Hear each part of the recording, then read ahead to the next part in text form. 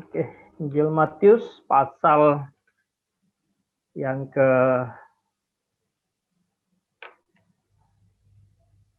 13 ayat 44 sampai ayat yang ke-46. Bapak Ibu Saudara-saudari bisa memperhatikan di dalam layar, saya sudah menuliskan di situ. Demikianlah sabda Tuhan. Ini tentang hal perumpamaan tentang kerajaan surga. Hal kerajaan surga itu seumpama harta yang terpendam di ladang yang ditemukan orang, lalu dipendamnya lagi. Oleh sebab sukacitanya, pergilah ia menjual seluruh miliknya, lalu membeli ladang itu. Demikian pula hal kerajaan sorga itu seumpama seorang pedagang yang mencari mutiara yang indah. Setelah ditemukannya mutiara yang sangat berharga, ia pun pergi menjual seluruh miliknya lalu membeli mutiara itu. Demikian jauh pembacaan firman Tuhan pada kita pada siang hari ini. Ketika kita bicara tentang harta yang sangat berharga, harta yang paling berharga yang tentunya menurut kita. Ya, bagi beberapa orang ketika bicara tentang harta, maka bicara tentang banyak hal sebetulnya ya. Ada yang menganggap bahwa harta itu adalah keluarga. Ya, keluarga bagi sebagian orang itu harta yang sangat berharga. Tentu saja tidak salah dalam konteks ketika kita hidup punya keluarga. Tetapi juga ketika bicara harta atau keluarga sebagai harta juga punya keterbatasan, bukan? Kenapa? Keterbatasannya paling tidak ya sampai pada satu kematian.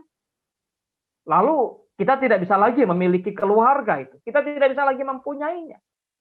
Dalam konteks sekarang orang akan berkata, wah harta yang paling berharga, ya kesehatan, apalagi dalam era pandemi COVID-19 ini, bagi sebagian orang, waduh sehat saja sudah bersyukur, gitu, sangat mahal kesehatan.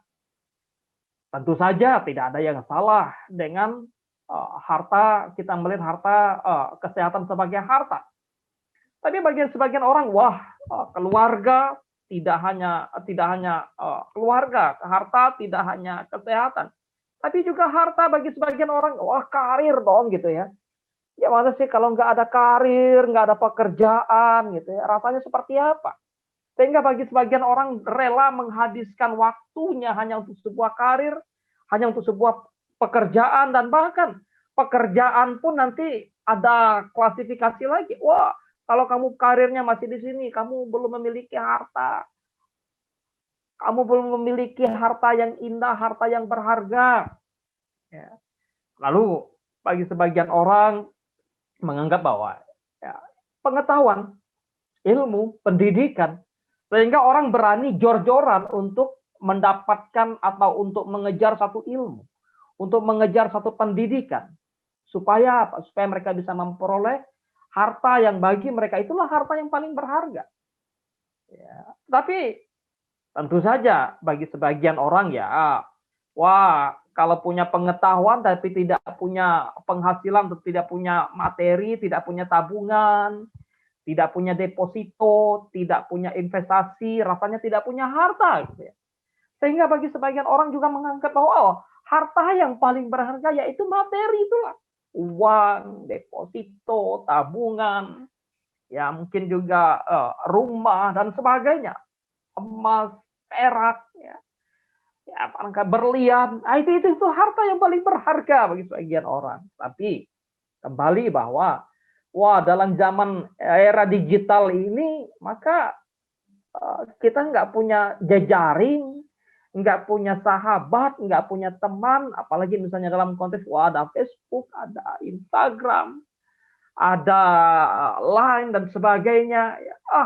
Kalau nggak punya jejaring, nggak punya teman, nggak punya sahabat, rasanya wah kita belum punya harta yang berharga gitu ya. Sehingga orang mengatakan, harta yang paling berharga adalah persahabatan. Harta yang paling berharga adalah teman. Kalau banyak teman, banyak harta. Itulah harta. Bapak Ibu saudara-saudara yang terkasih dalam nama Tuhan Yesus Kristus, tentu saja semuanya terbatas adanya. Sangat-sangat terbatas. Oleh sebab itu ketika kita bicara tentang harta yang terindah, memang semua orang akan tergiur dengannya. Semua orang akan mencarinya. Ya, kenapa? Karena bicara tentang harta ya, demi harta orang bisa bertikai. Demi harta orang bisa berkelahi, demi harta orang bisa bermusuhan. Bukan saja dengan orang lain, dengan keluarga pun orang bisa bertikai. Saudara-saudara bisa bertikai. Ya, orang tua atau anak ke orang tua bisa saling memenjarakan, bisa saling mengadukan ke pengadilan. Dan sebetulnya kalau kita membaca dalam kisah Injil juga ada bagaimana orang datang kepada Yesus lalu ingin menjadikan Yesus sebagai hakim atas mereka. Karena mereka memperebutkan harta. Harta dianggap sebagai satu penjamin kehidupan. Sehingga ya kalau nggak punya harta gimana sih masa depan rasanya suram gitu ya. Apa sih jaminan hidup saya kalau saya nggak punya harta, saya nggak punya tabungan, saya nggak punya investasi, saya nggak punya keluarga, saya nggak punya pendidikan misalnya ya. Lalu apa jaminan hidup saya? Sehingga demi mendapatkan harta orang bisa keluar pagi, pulang malam, menghabiskan tenaga hanya karena demi mendapatkan harta. Bukan hanya itu ketika kita bicara tentang harta, ya, pada harta hati manusia bisa berpaut. Pada harta hati manusia bisa terikat. Sehingga misalnya kalau kita membaca kisah di dalam kisah di mana seorang kaya raya yang datang kepada Yesus, ya. Lalu ketika Yesus mengatakan ya juallah semua hartamu yang ada padamu, lalu ikut aku, kamu mendapatkan harta di surga. Maka orang itu menolak. Betapa kuatnya hatinya berpaut pada harta benda, pada kekayaan yang dia miliki. Sehingga tidak heran kemudian harta juga bisa memperbudak manusia. Kepada harta manusia bisa mengabdi, harta bisa menjadi tuan bagi manusia. Demi harta orang bisa ya serakah. Karena harta orang bisa hidup tamak, orang bisa menindas. Karena keserakahan tidak puas. Merasa tidak cukup, merasa tidak puas, ya padahal sudah ada berkat, sudah ada hal-hal yang Tuhan berikan. Sehingga di dalam pertanyaan orang-orang kepada Yohanes Pembaptis ya, bagaimana Yohanes Pembaptis mengatakan kepada mereka yang mempertanyakan apa yang harus kami, bagaimana kami harus tagih secukupnya, bagaimana kami harus hidup dari gajimu. Ya. Orang kemudian bisa tamak, orang bisa serakah hanya karena harta. Harta dikatakan bisa membuat manusia menjadi bersenang-senang. Itu yang sebetulnya juga digambarkan di dalam kisah ketika seseorang atau Yesus memberikan satu perumpamaan yang sangat indah ya. Bagaimana orang yang punya harta hasil kebunnya berlimpah lalu dia menyiapkan satu gudang untuk menyimpan hasil panennya. Lalu dia berkata, waduh, hatimu, jiwamu tentram, senang, kamu bisa bersenang karena kamu bisa menikmati harta yang tersimpan bertahun-tahun. Bapak Ibu saudara-saudara yang terkasih di dalam nama Tuhan Yesus Kristus, apakah itu adalah harta-harta yang paling berharga bagi kita sebagai orang percaya? Menarik dari apa yang kita baca tadi ketika kita bicara tentang bagaimana melihat atau mendengarkan kembali satu pembacaan tentang kisah perumpamaan yang Tuhan Yesus pakai untuk menggambarkan atau untuk menceritakan tentang hal kerajaan surga. Ketika bicara tentang hal kerajaan surga, di dalam bacaan kita maka sangat menarik sekali apa yang disampaikan di sana. Bahwa hal kerajaan surga yang pertama dikatakan seperti seseorang yang sedang menemukan harta yang terpendam. Ya, ayat yang ke-44 ya. Ayat ke-44 dari Matius pasal yang ke-13. Maka kita bisa melihat di sana apa yang disampaikan oleh seseorang yang menemukan harta yang terpendam itu. Nah, setelah Yesus menceritakan bagaimana tentang banyak hal, tetapi juga bicara tentang hal kerajaan surga, Maka perumpamaan tentang kerajaan surga itu seumpama harta yang terpendam di ladang, yang ditemukan orang, lalu orang tersebut ya memendam harta itu lagi. Oleh sebab sukacitanya, pergilah ia menjual seluruh miliknya lalu membeli ladang itu. Nah, bicara tentang kerajaan surga berarti bicara tentang satu kepemerintahan Allah atas hidup kita, atas hidup manusia. Tentu kaitannya juga dengan keselamatan yang tentu ya dianugerahkan, dikaruniakan oleh Tuhan kita Yesus Kristus kepada orang yang dikasihinya, kepada orang yang dicintainya. Nah, di dalam perumpamaan ini maka ketika seorang yang menemukan harta yang sangat berharga di sebuah ladang. Ya, tampaknya seorang ini sedang bekerja di sebuah ladang, lalu ketika dia mencangkul, sedang menggarap sebuah ladang milik orang lain, maka dia menemukan satu kotak yang sangat mahal isinya. Ya, memang tidak disebutkan dalam konteks perumpamaan ini. Ketika dia bekerja, barangkali dia menggunakan cangkul, lalu mata cangkulnya menyentuh kotak yang keras, lalu dia buka kotak itu, dikatakan, wah, ini harta yang sangat mahal, harta yang sangat bernilai, ini harta yang sangat berharga. Maka betapa bersukacitanya dia, bukan? Dia sangat senang sekali menemukan harta yang sangat berharga itu. Apa yang dia lakukan ketika dia menemukan harta yang sangat berharga tersebut? Dikatakan bahwa hatinya sangat gembira, lalu dia pergi menjual seluruh miliknya dan membeli ladang itu. Oh, yang dia lakukan ketika dia menemukan harta yang paling berharga adalah dia menjual segala harta miliknya. Apakah kemudian dia menjual rumahnya? Dia mungkin menjual harta benda yang mungkin ada di rumah barangkali ya. Dalam kondisi, oh jual nih TV ini. Wah, jual ini kendaraan bermotor. Wah, kalau ada mobil ini jual mobil. Wah, ini jual, atau mungkin saja misalnya kalau dalam konteks sekarang, aduh kita kembali ke tempat peminjaman uang. Datang ke bank, pinjam uang di sana. Lalu untuk apa? Untuk membeli sebuah ladang, membeli harta yang sangat bernilai, harta yang sangat berharga, harta yang sangat mahal ini. Apakah dia merasa kemudian sedih waktu dia menjual harta benda untuk membeli ladang yang dimana dia menemukan harta yang sangat mahal? Pasti tidak.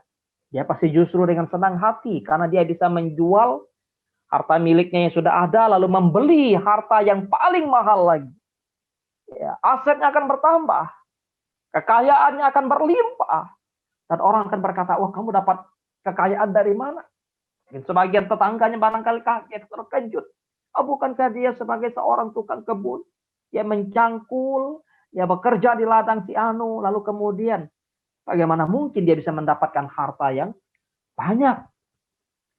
Ibu bapak saudara-saudara yang terkasih dalam nama Tuhan Yesus Kristus, dalam konteks orang zaman dahulu memang bagi sebagian orang yang punya harta, mereka menyimpannya tidak seperti zaman sekarang. Zaman sekarang ada simpan di bank, didepositokan misalnya kan, atau simpan ya di lembaga-lembaga keuangan untuk mendapatkan bunga. Tetapi dalam zaman dulu orang kemudian menyimpan harta yang paling berharga itu, mereka menggalinya, lalu memendamnya di dalam tanah. Kenapa demikian? Karena menghindari kalau-kalau ada pencurian, perampokan, lalu membongkar rumah dan mengambil harta benda mereka. Sehingga orang tersebut lalu dikatakan, ya syukur-syukur kalau ada keluarganya, ahli warisnya yang tahu tempat di mana dia harus memendamkan hartanya. Tapi kalau dia nggak punya keluarga, kalau keluarganya nggak tahu tempat di mana dia, tempat di mana orang tuanya, tempat di mana ayahnya menyimpan harta yang paling berharga, maka mereka nggak tahu. Seringkali, ya, Ketika penyimpan harta benda, penyimpan harta karun itu mati, meninggal, lalu orang yang lain kemudian menggarap kebunnya, menemukan harta itu. Nah, ini sesuatu yang kemudian beda dengan zaman sekarang ya. Kalau kita zaman sekarang ada harta tentu info pada keluarga, harta di sini, gitu ya. Sehingga tidak ada harta misalnya yang tidak diketahui. Tetapi menarik bahwa apa yang disampaikan oleh Tuhan Yesus tentang hal perumpamaan kerajaan surga bukan saja diumpamakan seperti seorang yang sedang menemukan harta yang terpendam di ladang. Hal yang kedua yang digambarkan adalah bagaimana ketika hal kerajaan surga itu diumpamakan dengan seorang pedagang yang mencari mutiara yang indah. Hal kerajaan surga dikatakan seumpama seorang pedagang yang mencari mutiara yang paling indah. Pedagang apa sih pekerjaannya? Ya tentu berdagang. Tujuannya apa? Supaya mendapatkan keuntungan. Mutiara tentu harta yang sangat bernilai dalam zaman itu, yang paling berharga, yang paling mahal. Maka betapa untungnya kalau orang-orang yang pada waktu itu mereka berdagang dan bisa menemukan harta yang sangat indah, harta yang sangat mahal, mutiara yang sangat mahal sekali. Dan sebab itu apa yang dikatakan oleh penulis Injil Matius ketika menggambarkan tentang hal kerajaan surga. Maka orang yang pedagang ini dikatakan ketika dia menemukan mutiara yang mahal, mutiara yang indah, ia pun melakukan hal layaknya yang dilakukan oleh seorang yang membeli kebun ladang, membeli ladang tadi. Ia pun pergi menjual seluruh miliknya dan membeli mutiara itu. Ia pergi menjual seluruh miliknya dan membeli mutiara itu. Ini satu pengorbanan demi mendapatkan satu harta yang sangat mahal lagi. Ya, harta yang dia punyai barangkali tidak sebanding dengan mutiara yang pada waktu itu dia dapatkan, dia jumpai, dia temui. Sehingga dikatakan, wah dia menjual segala miliknya. Mungkin saja dia menjual handphonenya, wah dia ada handphone mahal dijual. Wah nggak cukup barangkali ya. Berapa nih harga mutiara ini? Harganya sekian. Wah tapi saya punya uang sekian. Oh, kalau begitu saya mesti menjual dulu barang-barang, harta, kekayaan saya yang lain. Hanya untuk mendapatkan mutiara. Barangkali dia berkata demikian. Sehingga dia pergi ya, menjual segala harta miliknya.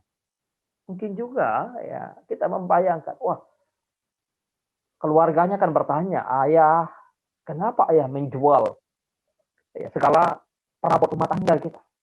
Kenapa ayah menjual ya kendaraan kita? Kenapa ayah menjual rumah kita? Misalnya.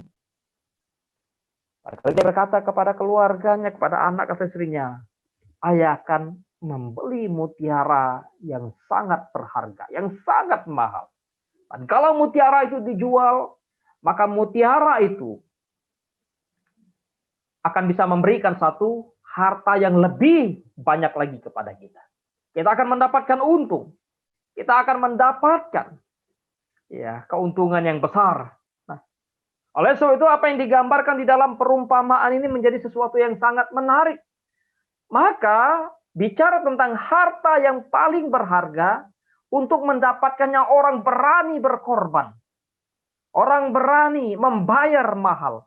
Orang berani memberikan ya, segala atau memberikan segala sesuatu yang dia punyai demi mendapatkan harta yang paling berharga itu. Tentu saja kalau bicara tentang hal kerajaan surga, hal keselamatan, kita tidak pernah bisa mampu membelinya, bukan? Tetapi Kristus telah membayar bagi kita harta yang paling berharga, hal kerajaan surga. Oleh sebab itu menjadi sesuatu yang sangat menarik adalah ketika kita bicara tentang harta yang paling berharga bagi saya dan saudara sebagai orang percaya. Bukanlah bicara emas atau perak, bukanlah bicara tentang berapa aset lapang, berapa luas ladang, berapa luas kebun. Bukan. Tentu saja itu tidak ada yang salah ketika kita memilikinya. Karena bicara harta yang paling berharga, itu semua akan berakhir, bukan? Itu semua hanya bersifat sementara. Itu semua bisa lenyap seketika. Dan ketika kita kembali ke pangkuan Bapa di surga, itu semua tidak dibawa. Maka tidak bernilai apa-apa di hadapan Allah. Kecuali ya harta surgawi yang Tuhan berikan kepada kita. Kehidupan yang kekal. Oleh sebab itu ketika bicara tentang harta yang paling mahal, harta yang paling berharga, harta yang paling bernilai adalah bagaimana satu pengenalan kita akan Kristus. Pengenalan kita akan Tuhan yang sungguh luar biasa. Itulah yang dilakukan atau yang diceritakan oleh Rasul Paulus. Siapa sih yang tidak mengenal Rasul Paulus melalui tulisannya? Ketika kita membaca suratnya dalam surat kepada jemaat di Filipi, pasal yang ketiga, ayat yang ke-7 sampai ayat yang ke-9, maka di situ Paulus berbicara tentang bagaimana ia meninggalkan segala sesuatu yang dulu sebelum pengenalnya akan Kristus dianggap sebagai sesuatu ya dulu barangkali adalah satu keuntungan. Dulu barangkali sebagai satu ya harta yang paling dianggap berharga. Saya melihat Filipi pasal yang ke-3 ayat 7 sampai 9. Saya akan bacakan satu bagian dari kisah Paulus ini untuk kita. Demikian firman Tuhan. Ayat 7. Tetapi apa yang dahulu merupakan keuntungan bagiku, sekarang kuanggap rugi karena Kristus. Malahan segala sesuatu kuanggap rugi karena pengenalan akan Kristus Yesus, Tuhanku, lebih mulia daripada semuanya. Oleh karena Kristus atau oleh karena Dialah aku telah melepaskan semuanya itu dan menganggapnya sampah, supaya aku beroleh Kristus dan berada dalam Dia, bukan dengan kebenaranku sendiri karena mentaati hukum Taurat, melainkan dengan kebenaran karena kepercayaan kepada Kristus, yaitu kebenaran Allah. Anugerah Allah anugerahkan berdasarkan kepercayaan. Jadi Paulus menyadari betul begitu ya. Ya, bagaimana sebelum percaya kepada Kristus, dia seorang yang begitu giat menganiaya orang percaya. Dia seorang yang punya kesempatan untuk mendapatkan satu posisi kedudukan tertinggi dalam mahkamah agama orang Yahudi. Dia seorang yang begitu cerdas. Dia seorang yang begitu terdidik dan bahkan punya kesempatan untuk mendapatkan gaji yang besar dari bait Allah, dari bait suci ketika harus menjabat, ketika dia akan menjabat misalnya mahkamah di dalam mahkamah agama ya. Tetapi apa yang dia sampaikan bahwa karena pengenalannya akan Kristus, maka semua yang dahulu ya dianggap atau dipandang oleh dunia sebagai satu keuntungan, dia melihat itu sebagai satu kerugian. Rugi, sampah, dan bahkan dianggap sebagai satu sampah. Ya, bagaimana dengan kita? Ya, ketika kita bicara tentang harta yang paling berharga adalah Kristus. Harta yang paling berharga adalah iman kita. Harta yang paling berharga adalah pengenalan kita akan kebenaran Tuhan kita Yesus Kristus. Apakah dan bagaimanakah kita memperlakukannya? Musa tentu ya seorang yang punya potensi untuk mendapatkan kekayaan di kerajaan Mesir dari Firaun, tetapi apa yang dicatat oleh Ibrani, karena imannya ia rela meninggalkan kerajaan, ia rela menderita dan bahkan rela teraniaya. Hanya karena apa? Hanya karena melihat satu kehidupan yang kekal. Hanya karena melihat harta yang sangat berharga di dalam diri Allah.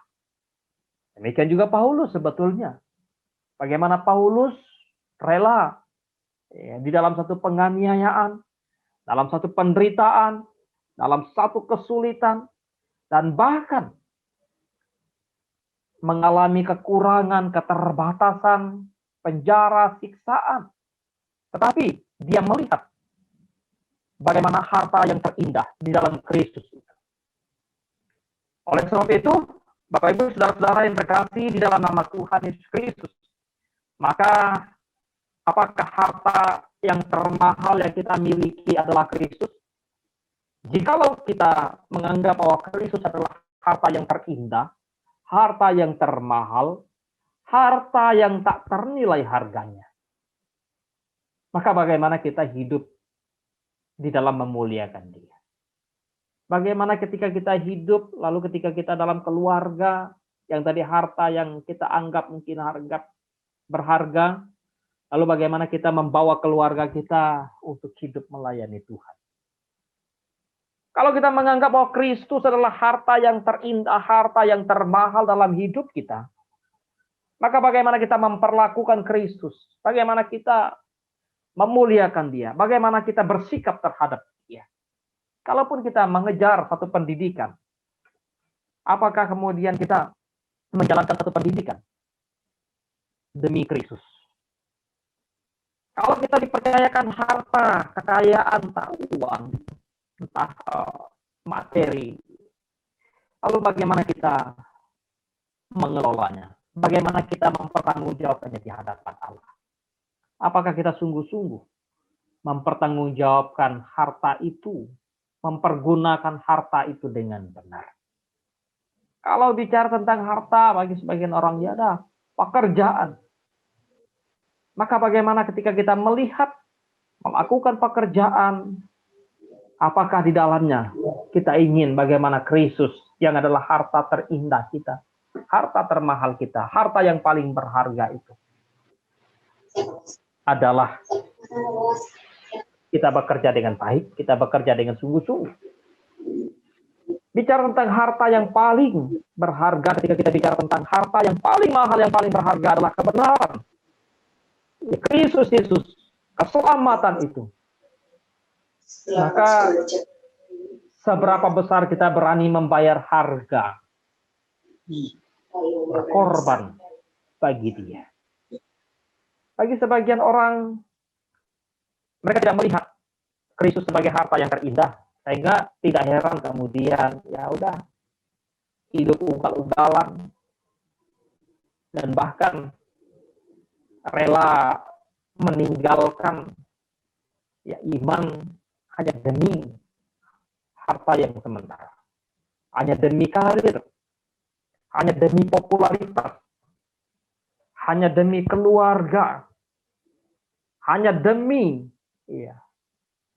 harta yang sesaat, yang sementara, hanya karena demi uang, demi emas, demi perak.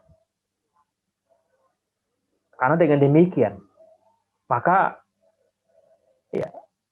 mereka tidak menganggap bahwa Kristus bukanlah harta yang terindah dan yang termahal. Bapak Ibu Saudara-saudara yang terkasih dalam nama Tuhan Yesus Kristus, menutup bagian ini ya. Jadi orang bisa menaruh harga diri dan kehormatan mereka pada harta yang sementara. Orang bisa menaruh harga diri mereka dan kehormatan mereka pada tumpukan materi yang mereka punyai. Orang bisa menaruh harga diri mereka dan kehormatan mereka hanya karena demi karir, karena mereka menganggap bahwa itulah harta saya. Tetapi apakah demikian dengan kita? Kita menaruh harga diri kita pada Kristus, pada kebenaran, dan melakukan kehendak Tuhan, ketaatan, kesetiaan yang sungguh pada Tuhan. Itulah kehormatan kita. Sehingga bicara harta yang dianggap paling berharga, memang bagi sebagian orang yang menyadari betapa susah untuk dilepas. Susah. Dan memang kita percaya kalau kita memiliki harta yang benar dalam Kristus Yesus, yang adalah harta terindah kita, bukan hanya paling sulit dilepas, tetapi memang tidak bisa kita lepaskan. Ya, kita nggak bisa melepaskan harta yang kita miliki di dalam Tuhan kita, Yesus Kristus. Ya, bicara tentang harta yang mahal, yang terindah, hal yang sangat menginspirasi ketika saya membaca salah satu kisah seorang anak muda. Ya, seorang anak muda bernama Andrew Yip, atau nama Cina-nya adalah Ji Wen. Pada usia 12 tahun, dia ditinggalkan ayahnya meninggal. Mereka bukan keluarga yang mapan, keluarga yang boleh dikatakan sulit. Lalu ibunya untuk membesarkan dia dengan bekerja menjadi seorang penenun. Yang menenun, memintal. Nanti hasil dari tenun itu, hasil dari pintal itu baru dijual oleh ibunya. Untuk membiayai, mencukupkan kehidupan mereka. Seiring waktu, Andrew G bertambah dewasa. Lalu ketika dia sudah mulai dewasa, dia sudah bisa bekerja, dia melamar salah satu pekerjaan. Melamar di salah satu pekerjaan, lalu mendapatkan satu diterima di pekerjaannya. Bayangkan, dari ribuan orang, ya ratusan atau ribuan orang yang melamar, dicari 100, salah satu yang diterima adalah dia di pemerintahan Cina. Ya, kemudian ketika dia sudah bekerja, lalu mendapatkan gaji yang lumayan, gaji yang besar lah, ya lumayan besar gajinya, cukup lah untuk hidup. Wah, ibunya sangat senang, ibunya sangat gembira. Ketika dia pulang membawa gaji pertama, dia memberikan gajinya kepada ibunya. Apa yang dialami oleh ibunya, apa yang dirasakan oleh ibunya. Ibunya meneteskan air mata. Ibunya menangis. Lalu dia tanya kepada ibunya, kenapa ibu menangis? Ibunya hanya berkata, sejak ayahmu meninggal, ya, baru pertama kali ini ibu melihat dan memegang uang sebanyak ini. Karena saking sukacita, saking senangnya ibunya, boleh menikmati satu kehidupan lagi yang berkecukupan, paling tidak berkecukupan, dan bahkan menjadi suatu pengharapan yang luar biasa bagi kita. Namun ketika Andrew harus mengambil satu keputusan yang berbeda melalui satu persekutuan, lalu dia ditantang untuk melayani Tuhan. Dia menyerahkan hidupnya kepada Tuhan. Apa yang dia lakukan? Dia berkeputusan untuk menyerahkan seluruh kehidupannya untuk melayani Tuhan secara penuh waktu. Atau dengan kata lain, menjadi seorang misionaris, menjadi seorang penginjil, menjadi seorang pendeta, menyerahkan hidupnya untuk sekolah teologi. Lalu dia berkata kepada ibunya dan menceritakan kepada ibunya tentang pergumulannya. Dia memutuskan untuk menyerahkan hidupnya untuk melayani Tuhan. Mendengar keputusan Andrew, ibunya kembali meneteskan air mata. Kenapa dia meneteskan air mata? Karena ibunya berkata bahwa engkau akan membiarkan aku lagi untuk menenun, untuk memintal sampai jauh malam, aku harus bekerja keras lagi. Menangis ibunya. Mendengar perkataan ibunya, tentu Andrew G merasa tergugah, merasa bergetar jiwanya antara bagaimana merespon panggilan Tuhan di dalam hidup. Tetapi dia juga menyadari bahwa ketika harus mengikuti Kristus, mengasihi Kristus, bahkan rela meninggalkan ayah ibunya, meninggalkan keluarga, dan kasih pada Kristus. Dia juga menyadari mengikut Kristus harus menyangkal diri, memikul salib. Sehingga dia mengambil satu keputusan tetap untuk melayani Tuhan. Ada harga yang harus dibayar atas harta yang terindah. Lalu dia pergi melanjutkan studi, kuliah, dan setelah itu melayani. Salah satunya adalah datang ke Indonesia dan mendirikan sekolah tinggi teologi yang sangat terkenal, yaitu Sekolah Tinggi Teologi SAAT, ya, Asia Tenggara yang ada di Malang. Itu salah satu karya pelayanan Andrew G. di Indonesia.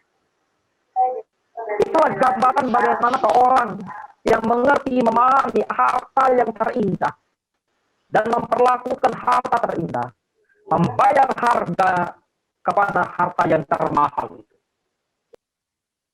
menyerahkan hidupnya untuk Kristus, melayani Kristus. Tentu saja tidak semua orang akan mendapatkan satu panggilan yang demikian, bukan? Tetapi ketika kita hidup dalam pekerjaan, hidup dalam studi, hidup dalam keluarga, maka bagaimana kita mengabdi di sana, melayani dengan sungguh, sehingga nama Kristus dipermuliakan. Harta yang termahal adalah Yesus Kristus Tuhan, yang telah menganugerahkan keselamatan kepada kita, yang telah memberikan kehidupan yang kekal bagi kita. Itulah harta yang kita miliki, yang bukan hanya dalam kesementaraan kita bisa menikmati, kita bisa rasakan, kita bisa iman, tapi juga sampai kepada satu kekekalan. Beda dengan ketika kita bicara harta, keluarga sementara, walaupun mahal, tapi sementara. Uang sementara, tabungan sementara, karir kita sementara, kesehatan kita sementara, pendidikan, pengetahuan kita sementara. Tetapi hal yang kekal, yang tidak sementara, yang selama-lamanya kita miliki adalah Kristus Yesus Tuhan, harta terindah kita. Anugerah keselamatan. Itulah harta terindah yang kita miliki sebagai orang percaya. Biarlah hidup kita terus dipakai Tuhan, mengabdi, melayani Dia, dan menyerahkan hidup sepenuhnya untuk hormat dan kemuliaan bagi nama Tuhan. Mari kita tundukkan kepala, kita berdoa kepada Tuhan, mengucap syukur atas kebenaran firman Tuhan pada siang hari ini.